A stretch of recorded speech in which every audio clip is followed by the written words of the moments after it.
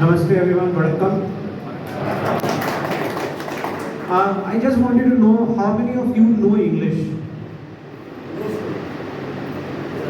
How many of you know understand English? Not many. So what I will do, I will give few information which I want everybody should know about it, and I will ask gentlemen, what is the good name, sir, to translate it for you.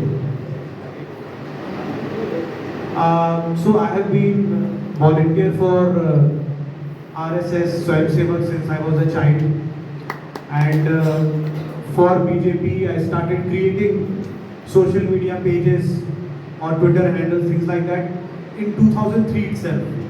I think I was one of the first volunteers to start social media volunteering for the party, and I created a lot of things on Orkut. I don't know whether you remember Orkut.com. Few, because we are now old generation. It was first India's first social media what is it, network. So anyways, what I will do, I will first of all talk to you. It will be an interactive session, okay, in which I will talk to you if you are active on certain profile. For example, how many of you are active on Twitter? Hello. யாரெல்லாம் ட்விட்டர்ல ஆக்டிவா இருக்கீங்க? Very good. How many of you have got more than 10,000, 5,000 followers on Twitter? ட்விட்டர்ல 5000 ஃபாலோவர்ஸ்க்கு மேல இருக்கறவங்க. So how many followers you have? 14,000. Awesome. What about you, sir? How many followers? 23. Awesome. So we are sitting among real social media influencers. So not only that, I will teach you, we will also come to know a lot of things from them also. But there is something, see, in this room we found only two very big social media influencers on Twitter. I think many people must be active on YouTube or Facebook also. How many of you have got more than 2,000 contacts on WhatsApp?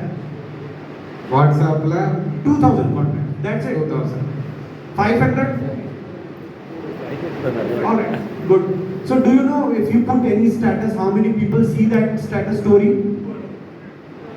200, right? 3, 4, 5, 500. So it means that one post can reach 3 to 500 even if you are not very active on social media. Just because you are connected with people, you can connect them using your own WhatsApp story. See, we are talking about 3 to 4 social media networks. First of all is WhatsApp. Very easy to put stories on WhatsApp. Very easiest thing, right? Same thing, you can share it on your Facebook stories, Instagram stories, you know. That is how we can affect others. When we put stories, I hope you are putting stories. That is what I am asking you. So when I will be teaching you a few facts which you might already be knowing, but if you start putting on in your stories or your WhatsApp groups, Facebook post, Facebook page post, Twitter post, you will start affecting people, converting them back to the BJP. Like you have to make them understand why BJP is best. See, you are under the rule of two parties more or less. Right now it's dengue, malaria and COSU, right? What are they working for? They are working for their party, their family members, right? They are not worried about your future or your kids' future. I will tell you what Modi government has done without being power in Tamil Nadu for so long. We have never seen a BJP government, but BJP government in center has changed our lives in a very big way. So I will tell you few facts, few numbers, okay? I request you to note down or type on your mobile, okay? And once this session is over, I request you to choose one of that and put it on your WhatsApp story. That's it. இப்போ அவங்க வந்து திரு விகாஸ் பாண்டே அவங்க வந்து சில டேட்டாலாம் உங்களுக்கு கொடுக்க போகிறாங்க. அதை எல்லாருமே நீங்கள் நோட் பண்ணிக்கோங்க. நோட் பண்ணிவிட்டு இந்த ஃபங்க்ஷன் முடிஞ்ச உடனே உங்கள் வாட்ஸ்அப் ஸ்டோரிஸில் அதை நீங்கள் பப்ளிஷ் பண்ணணும். Only one. I'm requesting you. Note down. There are so many facts. There are so many positive stories of Modi government in 10 years. I cannot come complete in one day also or 2 days. But I will take next 15 minutes to summarize few of them, and you note it down and start putting on your social media till the elections are over. Okay?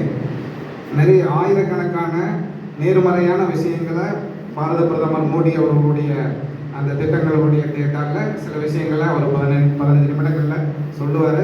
அதை நீங்கள் note பண்ணி வச்சுக்கோங்க. At least ஒன்றாவது நீங்கள் ஒவ்வொருத்தரும் உங்களோட WhatsApp story, Facebook story இதெல்லாம் share பண்ணணும். So this is a comparison of what Modi government has done in 10 years versus what other governments have done in last 67 years. Like 1947 to 2014, there were a lot of governments. Atalji also came with a very fractured mandate. Still he did a lot. Even in that comparison, we will compare 10 years of Modi Sarkar with 67 years of almost no Modi or no BJP Sarkar, right? So, பல இதுக்கு முன்னால் இப்போ அவங்க சொல்ல போகிறது வந்து ஏற்கனவே இருந்த 67 வருடங்களாக இருந்த அரசாங்கங்களுக்கும் கடந்த 10 வருடமாக இருக்கக்கூடிய மோடி சர்க்காருக்கும் என்ன வித்தியாசம், அவங்க செயல்படுத்திய திட்டங்களில் என்ன வித்தியாசங்கிறத கம்பேர் பண்ணி உங்களுக்கு சில விஷயங்களை சொல்ல போகிறேன். National highways. Before 2014, the speed of construction on national highways was 12 kilometers per day. And it was full of corruption every time. Everything I am going to say was full of corruption.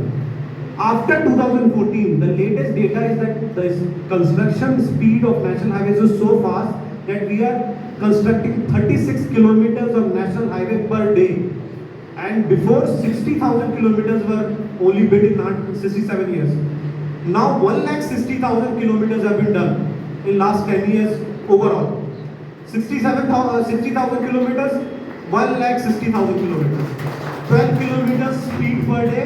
Now it's 36 kilometers of construction speed per day. முதல்ல இந்த தேசிய நெடுஞ்சாலைகள் அமைச்சிட்டு இருக்காங்க இல்லையா, எல்லாம் note பண்ணிக்கோங்க. ஏன்னா நீங்கள் வந்து வாட்ஸ்அப் ஸ்டோரிஸில் போட போறீங்க தான். இந்த தேசிய நெடுஞ்சாலைகள் 2014 மோடிஜி அரசு வர்றதுக்கு முன்னால் ஒரு நாளைக்கு 12 கிலோமீட்டர் சாலைகள் மட்டும்தான் அமைச்சிருக்கிறாங்க. மொத்தமாக அந்த 67 வருடங்கள்லேயே 60,000 கிலோமீட்டருக்கு மட்டும்தான் சாலைகள் அமைச்சிருக்கிறாங்க. ஆனால் பாரத பிரதமர் வந்ததுக்கப்புறம் 2014க்கு அப்புறம் இப்போ கரண்டாக ஒரு நாளைக்கு 36 கிலோமீட்டர்கள் சாலை அமைக்கிறாங்க.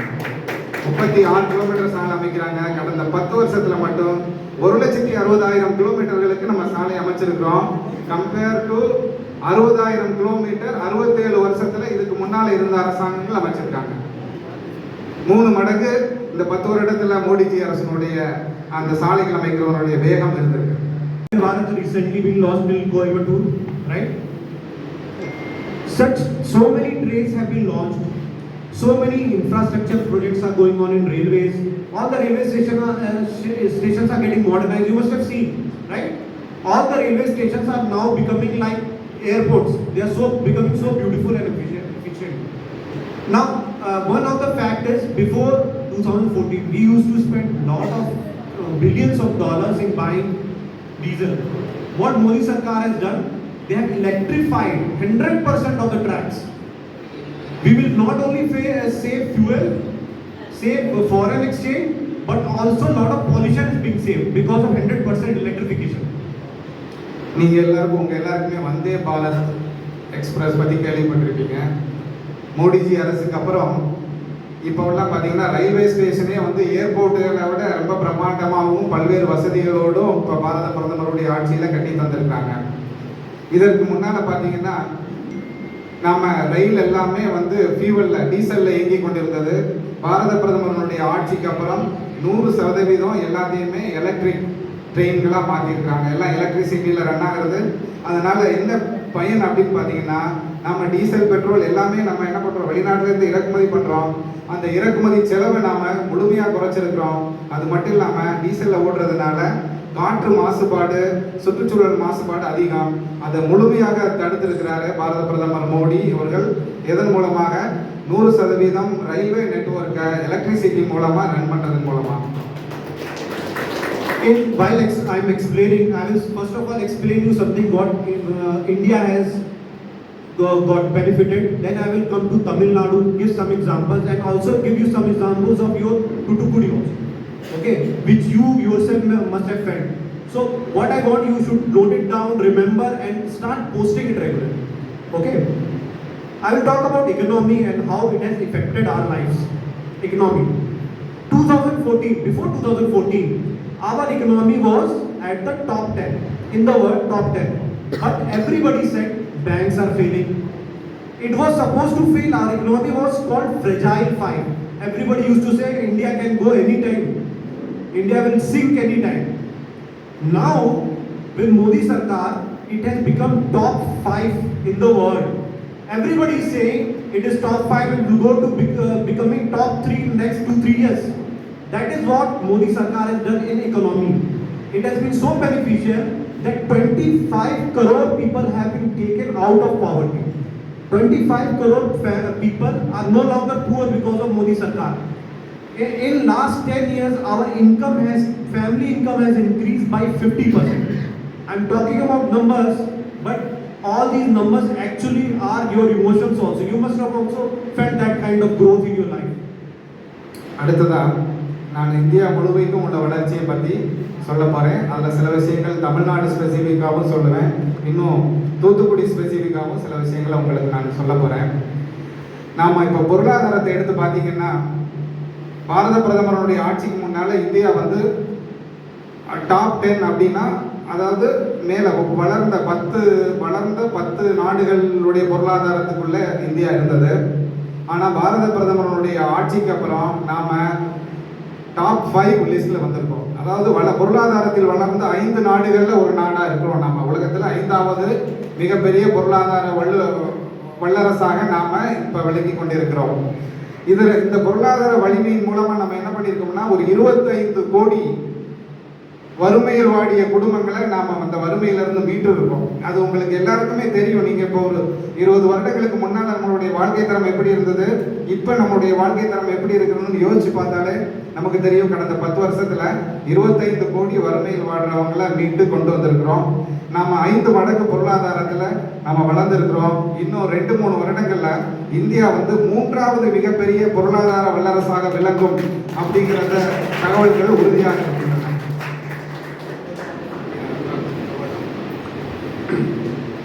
You know, this country was suffering from corruption, back-to-back corruption, just like how Tamil Nadu is suffering right now, back-to-back corruption. Before 2014, whatever was supposed to be spent on infrastructure was not being spent because everybody wanted some cut. Everybody wanted some money. That is why it was not being spent. I will tell you a figure also, you will be surprised. In 67 years, the amount of money spent on infrastructure was $7 trillion. Okay. Do you know how much we were able to do in 10 years again? We were able to give as much money as spent in 67 years. So $7 trillion was spent in 67 years. Modi Sarkar was able to get $7 trillion again in last 10 years. So equal amount of money was spent, and any money spent in infrastructure gives 3 times to 4 times more money back to the country. You know, all this money it's our own money, it's our own tax money. Earlier we were also giving tax. In fact, we were giving more tax. Now, despite of giving less tax per person, we are able to get much better infrastructure for our country. So in 67 years, $7 trillion, in 10 years, equal amount of money. நம்முடைய நாட்டினுடைய உள்கட்டமைப்பு, அதுதான் infrastructure அப்படின்னு சொன்னோம்னா உள்கட்டமைப்பு, எல்லா விதமான road network, மற்றபடி விமான சேவைகள், எல்லா அனைத்து சேவைகளையும் செய்கிறதுக்கு கடந்த 67 வருடங்களில் மொத்தமாக பார்த்தீங்கன்னா $7 ட்ரில்லியன். 1 ட்ரில்லியன்னா 1000 கோடி. அப்போது $7,000 கோடி. 7,000 கோடி இன்ட்டு 80 போட்டிங்கன்னா தான் ரூபாயில் வரும். சரியா? $7,000 கோடி அந்த $7 ட்ரில்லியன் செலவு பண்ணியிருந்தாங்க. ஆனால் பாரத பிரதமருடைய ஆட்சிக்கு அப்புறம் கடந்த 10 வருஷத்தில் மட்டுமே இதே $7 ட்ரில்லியன் அமௌண்ட்டை நம்ம உள்கட்டமைப்பு வசதிக்காக செலவழிச்சிருக்கிறோம். பொதுவாகவே பார்த்தீங்கன்னா இந்த உள்கட்டமைப்பு வசதிகளுக்காக செலவு பண்ண பணத்தில் முழுமையான ஊழல்கள் மிகுந்து இருக்கும். எங்கே பார்த்தாலும் ஊழல் இருக்கும். அதில் கட் மணின்னு சொல்கிறாங்க, அதாவது கமிஷன் மொத்த ஒரு ஒரு மொத்த அந்த செலவில் வந்து ஒரு சர்டைன் பர்சன்டேஜே கமிஷனாக போயிடும். அந்த மாதிரி தான் அவங்க கடந்த 67 வருடங்களில் $7 trillion செலவு பண்ணியிருந்தாங்க. ஆனால் பாரத பிரதமர் ஆட்சிக்கு வந்ததுக்கப்புறம் இந்த கட் மணி கமிஷன் இந்த கம்ப்ளீட்டாக அதுக்கு முற்றுப்புள்ளி வைத்து கடந்த 10 வருடத்தில் மட்டும் அந்த அதே மாதிரியே ஒரு $7 trillion நம்ம உள்கட்டமைப்பு வசதிகளுக்காக அவர் கொடுத்திருக்கிறார்.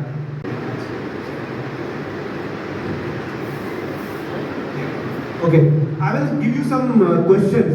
Earlier, 2014, before 2014, there was only one AIIMS. Do you know how many AIIMS have been constructed and how many AIIMS will be constructed by 2025? அதாவது எய்ம்ஸ் அப்படிங்கிறது ஒரு மருத்துவமனை உங்களுக்கு தெரியும். 2014க்கு முன்னால எத்தனை எய்ம்ஸ் மருத்துவமனைகள் இந்தியாவில் இருந்தது, இப்போ எத்தனை இருக்குன்னு யாருக்காவது தெரியுமா? Sir, how many? Now?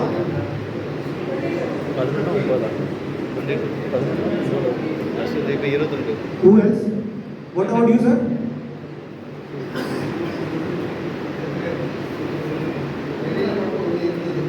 Before it was only one ESI in Delhi.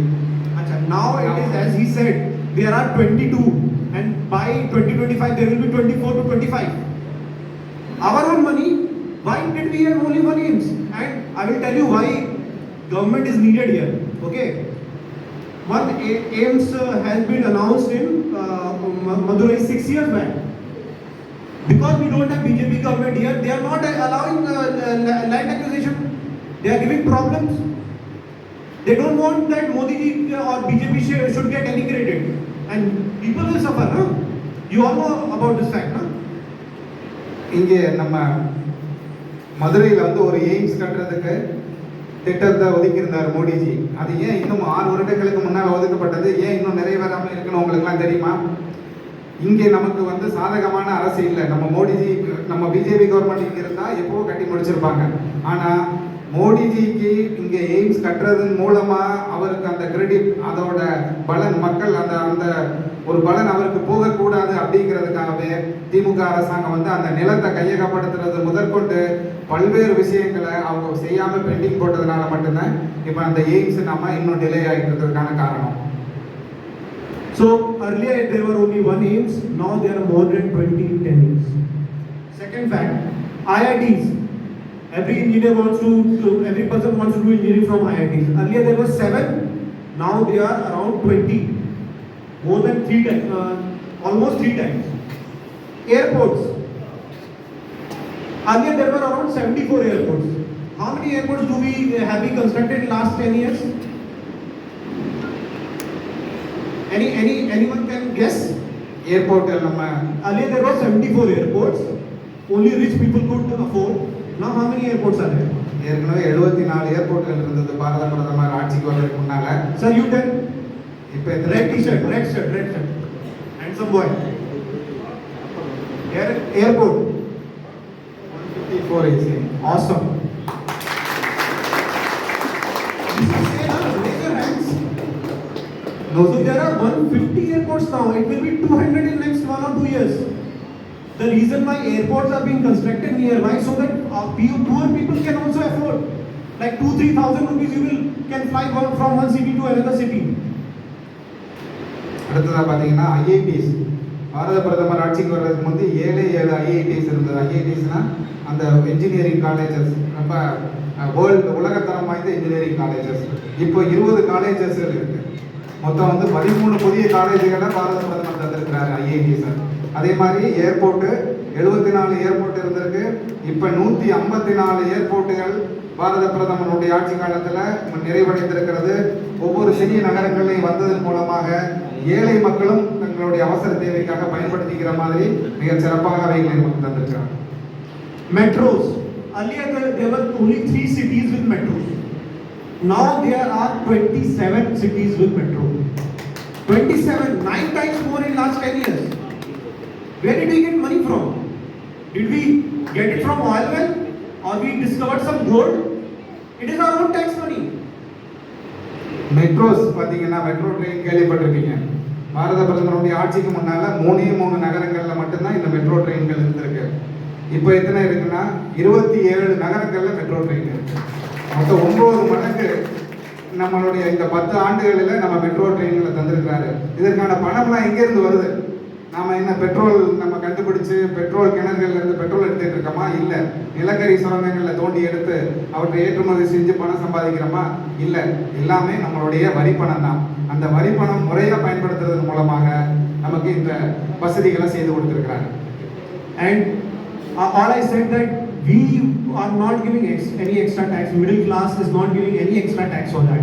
Earlier our tax slab was 2 lakh rupees. If we are earning more than 2 lakh rupees, we used to give tax.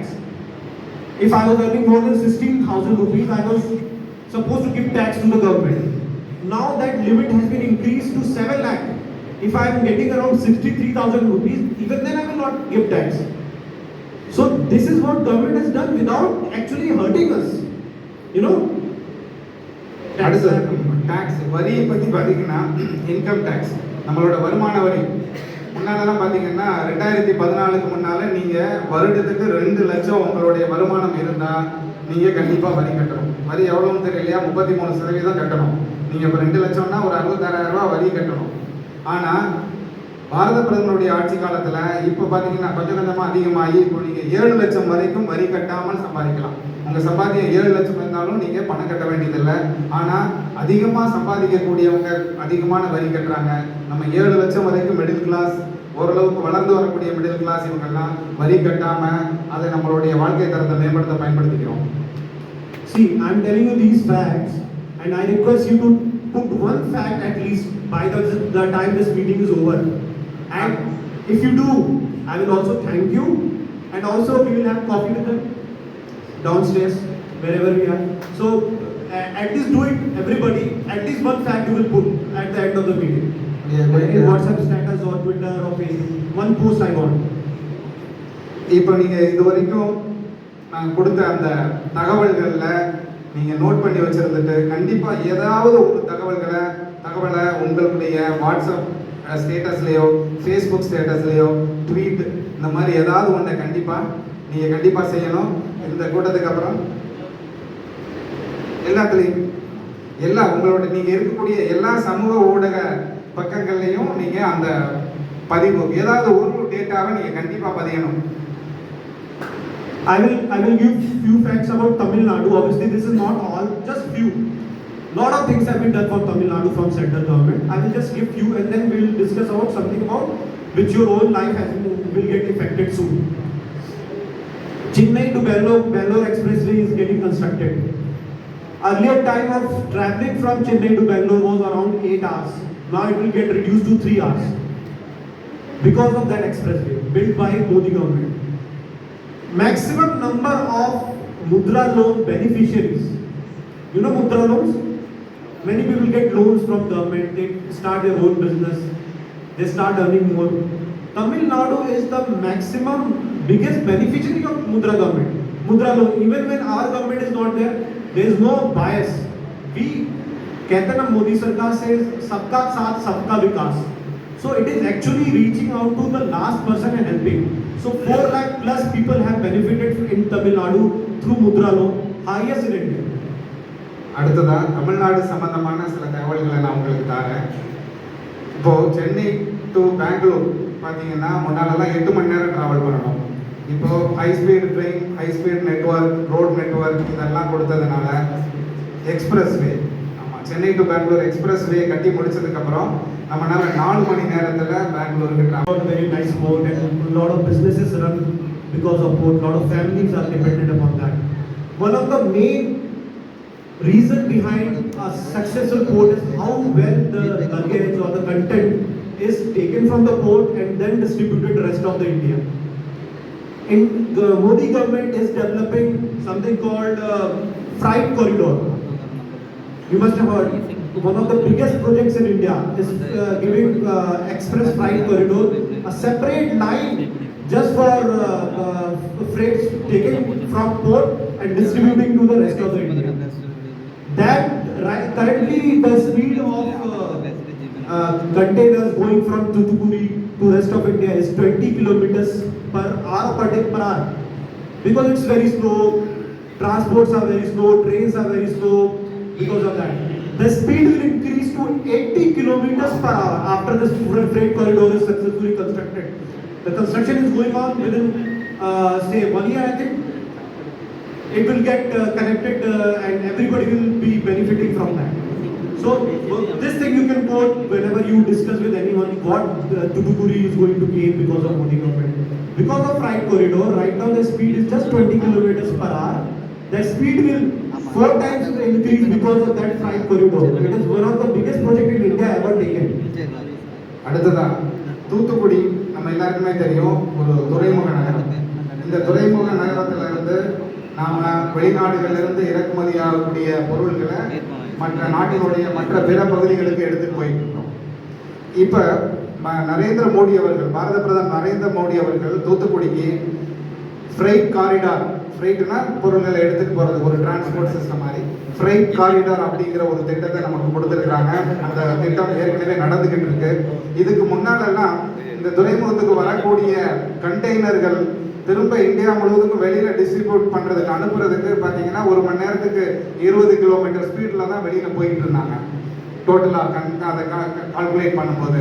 ஆனா இந்த fried corridor திட்டம் முடியும் போது 1 மணி நேரத்துக்கு 80 kilometre ஸ்பீடில் இந்த கண்டெய்னர்கள் எல்லாம் India முழுவதும் கொண்டு போகக்கூடிய அந்த இன்ஃப்ராஸ்ட்ரக்சரை வந்து இந்த ஃப்ரைட் காரிடார் திட்டத்தின் மூலமாக பாரத பிரதமர் நரேந்திர மோடி அவர்கள் நமக்கு தூத்துக்குடி நகருக்கு கொடுத்திருக்காங்க. அது விரைவில் இன்னும் ஒரு 1 இயருக்குள்ள அந்த திட்டம் நிறைவு பெறும். Electricity production. Earlier, do we have power cuts here? Very less. Very less. Nowadays it is less, but technically you should not have any power cut because India is actually producing more power than it is consuming. We are exporting power to Bangladesh and countries like Nepal because they are saying it is much costly for us to produce. Why don't I buy from India? So I'm just saying India is producing more power than it is consuming, and in that factor, Tamil Nadu has been given so many funds that 30,000 megawatt electricity will be produced on coast through wind power, in which Tuticorin will be producing around 2,000 megawatts. Tuticorin, right? Yeah.